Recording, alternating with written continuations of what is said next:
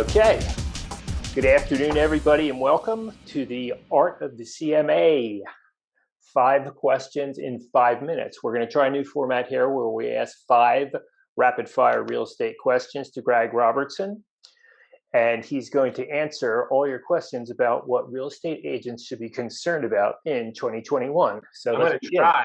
All right. That's all we can ask. Okay. Number 1. The question is about industry consolidation. We've been hearing about that for years, but how important is it to agents in 2021? Yeah, I'll be counterintuitive here to what everybody's saying. And I'm going to say most agents shouldn't worry about this. I mean, there's a lot going on. There's a whole industry that they call prop tech that talks about this. And I wrote about this in the book. I mean, I basically said you want to focus on 4 things. Number 1 is focus on your own work, right? Just worry about what you do well, right? Just focus on your own work. The other one is create your own lane. Find your path. Find something you're good at. Maybe it's a farm or a certain type of property or whatever. Just, find your own lane. And then build your own tribe. Surround yourself with people that have like-minded to you, what your goals are and what you want to accomplish. And then let the market take care of the rest. That's the 4th one, right? So just get away from the distractions, forget about what's going on in the industry, and just follow those 4 things, and I think you're going to be okay. All right, question number 2, technology-based business models. We've been hearing about those for years too. How much of a threat are they to agents in 2021? Yeah, I mean, tech has always been like the boogeyman a lot of times in real estate. You hear a lot about these tech-enabled brokerages. I'm not, again, too concerned about this type of stuff. I think definitely agents should embrace tech and use it to help them become more productive. But as far as tech taking over real estate agents, I don't see it. I mean, as I like to say, Zillow can't smell the cat. I mean, culturally, this country, whenever you're making a large investment, you want somebody you trust to help you guide you through that transaction. And I don't think any of these different business models that just rely on just tech alone are going to be able to replace agents in that way. Okay, question number 3, data wars. MLSs, brokerages, and online models are all trying to compete with data nowadays. How important really is competing with data? Yeah, data's everywhere. I don't think it's that big of a deal. Again, I mean, anybody can go online and they can find out. I mean, somebody if they have a cough or a wheeze, they can go on a WebMD and find out what they think they have, right? But that's not going to replace somebody who knows what they're talking about, somebody with experience and perspective on that. So, if people are worried about data, I'll give you a couple data points. 94%.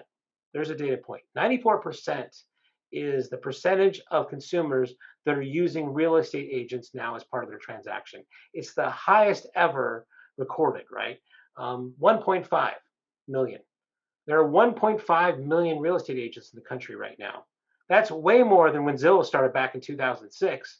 So, all this talk of disruption and technology taking over agents, the data is actually showing us the exact opposites. All right, number 4 is the all-in-one question or end-to-end real estate transaction. We have starting to see a lot of companies trying to create a transaction from start to finish by one entity. How far is that from reality? I'm not so far, actually. I think there's a lot of companies that are spending a lot of money trying to make this happen. You've got, transaction management software like Zip Forms and Instanet, and back-end solutions like BrokerWolf that handle that the accounting side. Products like Cloud CMA Live that lets you kind of do listing presentations virtually. You've got companies that are doing notarization online, right? So everybody's trying to put together all the different solutions, all the different points in that thing into one end-to-end transaction management solution. And I think that's where you're seeing a lot of consolidation happening, companies buying other companies that kind of fill those needs. So absolutely it's going to happen, and I think it's going to happen even quicker now due to what's been happening the last year with the pandemic. All right, we are rolling through these questions. Question number 5 is about virtual presentations and showings. They're both growing rapidly. How quickly are we moving toward an entire virtual transactions being a mainstream thing? Yeah, great question. So, yeah, this is the fifth one here, so we're on the last stretch here. So, yeah, absolutely. And as I mentioned before, the pandemic has really influenced this. I think one of the things I've read about this is that the pandemic has not just started new trends, but really accelerated existing ones. And this goes for virtualizing the transaction or anything else, right? So, yeah, you can now do virtual presentations over the internet, like with Zoom, like what we're recording on now. There's other applications like I mentioned before, Cloud CMA Live, where you can kind of showcase comps right in somebody's browser window. So that's absolutely happening. Um, Notarization, as I said, they're going to be notary online. There's even like e-doctors now. I mean, so this virtualization thing is happening all over the place. So I expect, with 2021 and 2022, we're going to see a lot more of this virtualization technology.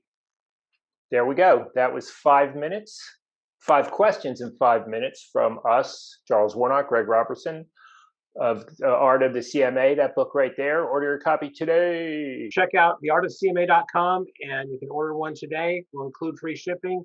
And if you do it today, I'll even autograph it for you. So thanks, everybody. Good. Thanks, Greg. Thanks, Charles.